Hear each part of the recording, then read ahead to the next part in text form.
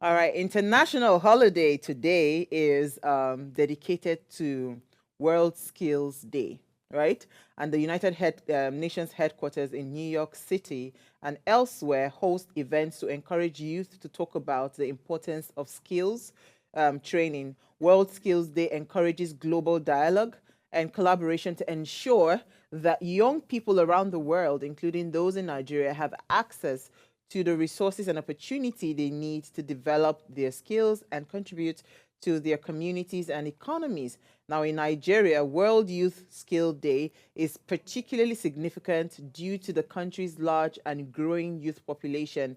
Examples of initiative in Nigeria include the National Youth Service Corps Skills Acquisition Program, Youth Employment Program, Educational Reform, and so on. So, yeah, happy World Youth Skills Day. It is where.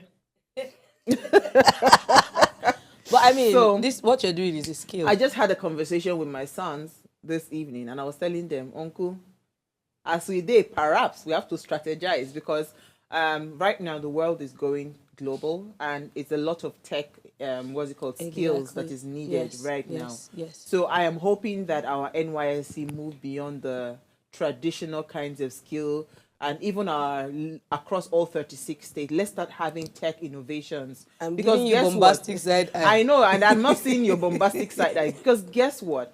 The only way we can come out of this economic hardship that we're doing is if we're able to upskill. Yeah. And for you to upskill, right now, technology is needed.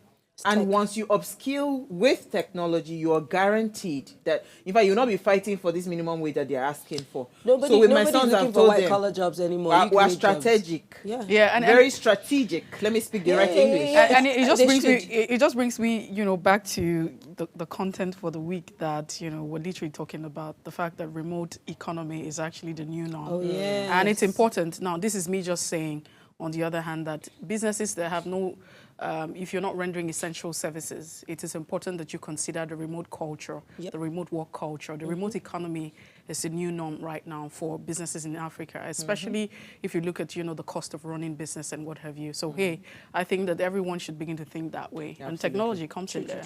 My darling, we're there. True, We're following them. All right, let me come to you, Marianne. Businesses have to. I was talking with Badibo Viber Roads this evening, and he said something about building hubs around businesses now, so that I don't have to come from Ikorodu to work in VI.